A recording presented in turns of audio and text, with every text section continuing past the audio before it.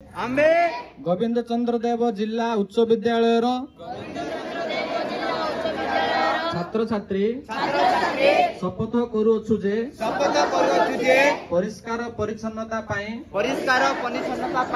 अंगीकारबद्ध होई रहिबु एवं सेथिपाई समय देबु।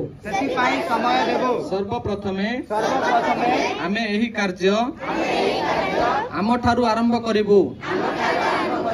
आम विद्यालयर घर बस्ती ओ शहर को सफा सुतरा रखिबा पाई यथासाध्य उद्यम करिबु।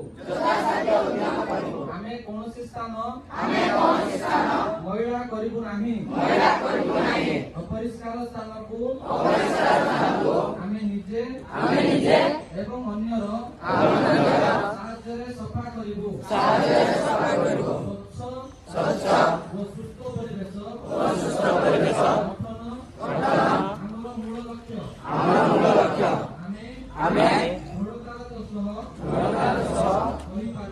कोई पारुकी स्वच्छता पाई करुथिबा आमर प्रत्येक कार्य स्वच्छ भारत गठन रे सहायक हेबो।